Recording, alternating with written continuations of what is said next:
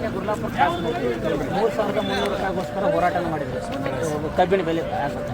ಈಗ ಸಕ್ಕರೆ ಬೆಲೆ 72 ರೂಪಾಯಿ ಕೆ ಜಿ ಆಗಿದೆ. ಫ್ಯಾಕ್ಟ್ರಿಯವ್ರಿಗೆ ಏನು ಗೆರವು ಸರ್? ಫ್ಯಾಕ್ಟ್ರಿಯವರಿಗೆ ಏನು ಗೆರವು ಹಾಕೋದಿಲ್ಲ. ನಮ್ಮ ರೈತರು ಸ್ವಲ್ಪ ಜಾಗೃತ ಆಗ್ಬೇಕು. ಯಾಕಂದ್ರೆ ಆ ಫ್ಯಾಕ್ಟ್ರಿ ಮಾಲಕಕ್ಕೆ ಜಯ, ಈ ಶಾಸಕರಿಗೆ ಜಯ, ಎಂ ಪಿಗೆ ಜಯ, ಜಿಲ್ಲಾ ಪಂಚಾಯತಿಗೆ ಜಯ ಅನ್ನೋದೆಲ್ಲ ಬಿಡಬೇಕಿನ್ನು. ಪಕ್ಷಾತೀತ, ಧರ್ಮಾತೀತ, ಜಾತ್ಯತೀತ ಗುರ್ಲಾಪುರದೊಳಗೆ ಈ ಸಾರಿ 25 ಲಕ್ಷ ಜನ ಸೇರಾಕತ್ತೀವಿ. ಸಕ್ರೆ ರೇಟ್ ಹೆಚ್ಚಾಗ್ತಿದ್ದು ನಮ್ಗೆ ಒಳ್ಳೇದನ ಅದು. ಯಾಕಂದ್ರೆ 40 ರೂಪಾಯಿ ಇದ್ದಾಗ ನಾವು 3,300 ರೂಪಾಯಿ ತೊಗೊಂಡ್ವಿ. ಈಗ 60, 62, 70 ರೂಪಾಯಿ ಹೊಂಟದ. ನಮ್ಮದು ಏನದ 4,500 ರೂಪಾಯಿ ರೇಟ್ ಕೆಳವರೆದ್ವಿ. ಮಹಾರಾಷ್ಟ್ರ ಮಾದರಿ ಒಳಗೆ ರೇಟ್ ಕೊಡಲೇಬೇಕಿಲ್ಲ ಅಂದ್ರೆ ಗುರ್ಲಾಪುರ ಕ್ರಾಸ್ ಬಿಟ್ಟು ನಾವು ಹೇಳಂಗಿಲ್ಲ. ಅಷ್ಟು ಗಟ್ಟಿ ಹೋರಾಟ ತಯಾರಾಗಿದ್ದೀವಿ ಸರ್. ಮುಂದಿನ ಹೋರಾಟ ಯಾವಾಗ ಪ್ರಾರಂಭ?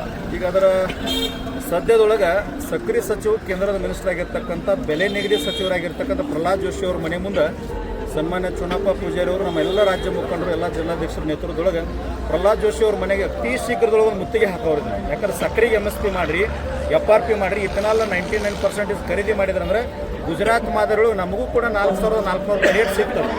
ಅದಕ್ಕಾಗಿ ಅವ್ರ ಮನೆಗೆ ಮುತ್ತಿಗೆ ಹಾಕೋರ್ದ್ವಿ. ಆಮೇಲೆ ಅದರ ಒಂದು ಗಟ್ಟಿ ನಿರ್ಧಾರ ಆಗ್ತದೆ. ಗುರ್ಲಾಪುರದೊಳಗೆ ಮಾತ್ರ ಈ ಸಕ್ಕರೆ ರೇಟ್ ಏನು ಹೆಚ್ಚು ಮಾಡಕತ್ತಾರಲ್ಲ, ಹೊರದೇಶದಿಂದ ಆಮದು ಮಾಡ್ಕೊಳಿಕತ್ತಾರ ಪ್ರಧಾನಿಯವರು. ನಾ ಹೇಳಕತ್ತೀನಿ, ಸಾಕಷ್ಟು ಫ್ಯಾಕ್ಟ್ರಿಗಳ ಕಡೆ ಸಕ್ಕರೆ ಒಂದು ಒಳ್ಳೆ ಅವ್ರಿಗೆ ರೇಟ್ ಕೊಡ್ರಿ.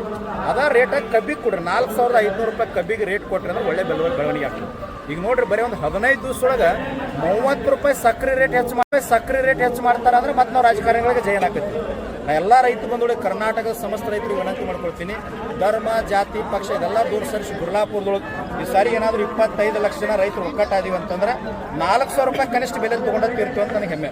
ಸರ್, ಈಗಾಗಲೇ ಒಂದು ಫ್ಯಾಕ್ಟ್ರಿ ಚಾಲು ಆಗಿದೆ ಸರ್, ಈ ನಮ್ಮ ರಾಯಬಾಗ್ ತಾಲೂಕಲ್ಲಿ. ಆ ಫ್ಯಾಕ್ಟ್ರಿಯವರಿಗೆ ಏನು ಬೆಲೆ ನಿಗದಿ ಮಾಡಿ ಸ್ಟಾರ್ಟ್ ಮಾಡಕ್ಕೆ ನೋಡಿ ಸರ, ಫ್ಯಾಕ್ಟ್ರಿ ಬಿಲ್ ಕೊಟ್ಟಿಲ್ಲ ಅಂತೇಳಿ 50 ಮಂದಿ ನಮ್ಮ ಹತ್ತಿಗೆ ಬರ್ತಾರೆ. ರೈತ ಸಂಘದವ್ರು ಬರ್ತಾರೆ, ಫ್ಯಾಕ್ಟ್ರಿ ಬಿಲ್ ಕೊಟ್ಟಿಲ್ರಿ, ಹೋರಾಟ ಮಾಡೋಣ ಅಂತ ಹೇಳ್ತಾರೆ. ಇನ್ನು ಎಲ್ಲಿ ಫ್ಯಾಕ್ಟ್ರಿ ಚಲೋದ ಈಗ ಕಬ್ಬು ಕಳ್ಸಾಕತ್ತಾರೆ. ಬಿಲ್ ಕರೆಕ್ಟ್ ಟೈಮ್ ಕೊಟ್ಟಂತ ಫ್ಯಾಕ್ಟ್ರಿಗಳು ಕಳಿಸ್ತಾರೆ. ನಾವು ಇವ್ರಂತ ಏನು ಹೇಳಂಗಿಲ್ಲ. ಯಾರು ಒಳ್ಳೆ ಬಿಲ್ ಕೊಡ್ತಾರೆ, 3,200 ರೂಪಾಯಿ ಏನ್ರಿ, 3,300 ಕನಿಷ್ಠ ಫ್ಯಾಕ್ಟ್ರಿ ಕಳಿಸ್ಬೇಕಾದ್ರೆ 3,710 ರೂಪಾಯಿ ಕೊಟ್ಟರೆ ಮಾತ್ರ ಈ ಕಬ್ಬು ಕಳಿಸ್ರಿ ಅಂತ ಎಲ್ಲ ರೈತರಿಗೆ ವಿನಂತಿ ಮಾಡ್ಕೊಳ್ತಾರೆ. ಯಾಕೆ ಮಹಾರಾಷ್ಟ್ರ ಮಾದರಿ ಅಷ್ಟದ. ಈಗ ಮಹಾರಾಷ್ಟ್ರ ಅಜಿತ್ ಪವಾರ್ ಫ್ಯಾಕ್ಟ್ರಿ ಅವ್ರು 4,000 ರೂಪಾಯಿ ಘೋಷಣೆ ಮಾಡ್ಯಾರ. ನಾವು ಗುರ್ಲಾಪುರದಲ್ಲಿ 4,500 ರೂಪಾಯಿ ಕೆಳವ್ರದ್ದು ಕನಿಷ್ಠ 4,000 ರೈತರಿಗೆ ಕೊಡ್ಬೇಕು. ಯಾಕಂದ್ರೆ ಎಲ್ಲ ಬೆಲೆ ನಿಗದಿತ ಗಗನಕ್ಕೆ ಹೋಗಿಬಿಟ್ಟದ. ಅದಕ್ಕಾಗಿ ರೈತರಿಗೆ ಅನುಕೂಲ ಆಗಬೇಕಂದ್ರೆ ಬೆಲೆ ಒಳ್ಳೆ ಸಿಗುತ್ತೆ. ಸಕ್ಕರೆ ರೇಟ್ ಹೆಚ್ಚು ಮಾಡ್ತಾರೆ ಅಂದ್ರೆ ಮತ್ತೆ ನಾವು ರಾಜಕಾರಣಿಗಳಿಗೆ ಜಯ ಹಾಕತ್ತೀವಿ. ನಾ ಎಲ್ಲ ರೈತ ಬಂಧುಗಳಿಗೆ, ಕರ್ನಾಟಕದ ಸಮಸ್ತ ರೈತರಿಗೆ ವಿನಂತಿ ಮಾಡ್ಕೊಳ್ತೀನಿ, ಧರ್ಮ, ಜಾತಿ, ಪಕ್ಷ ಇದೆಲ್ಲ ದೂರ ಸರಿಸಿ ಗುರ್ಲಾಪುರದೊಳಗೆ ಈ ಸಾರಿ ಏನಾದರೂ 25 ಲಕ್ಷ ಜನ ರೈತರು ಒಕ್ಕಟ್ಟಾದೀವಿ ಅಂತಂದ್ರೆ 4,000 ರೂಪಾಯಿ ಕನಿಷ್ಠ ಬೆಲೆ ತೊಗೊಂಡಿರ್ತೀವಿ ಅಂತ ನನಗೆ ಹೆಮ್ಮೆ. ಸರ್, ಈಗಾಗಲೇ ಒಂದು ಫ್ಯಾಕ್ಟ್ರಿ ಚಾಲು ಆಗಿದೆ ಸರ್, ಈ ನಮ್ಮ ರಾಯಬಾಗ್ ತಾಲೂಕಲ್ಲಿ.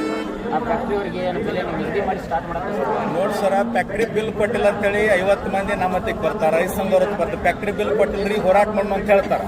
ಇನ್ನು ಎಲ್ಲಿ ಫ್ಯಾಕ್ಟ್ರಿ ಚಲೋದ ಈಗ ಕಬ್ಬು ಕಳ್ಸಾಕತ್ತಾರೆ.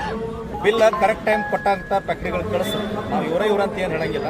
ಯಾರು ಒಳ್ಳೆ ಬಿಲ್ ಕೊಡ್ತಾರೆ, 3,200 ರೂಪಾಯಿ ಏನ್ರಿ, 3,300 ಕನಿಷ್ಠ ಫ್ಯಾಕ್ಟ್ರಿ ಕಳಿಸ್ಬೇಕಾದ್ರೆ 3,710 ರೂಪಾಯಿ ಕೊಟ್ಟರೆ ಮಾತ್ರ ಈ ಕಬ್ಬು ಕಳಿಸ್ರಿ ಅಂತ ಎಲ್ಲ ರೈತರಿಗೆ ವಿನಂತಿ ಮಾಡ್ಕೊಳ್ತಾರೆ. ಯಾಕೆ ಮಹಾರಾಷ್ಟ್ರ ಮಾದರಿ ಅಷ್ಟದ.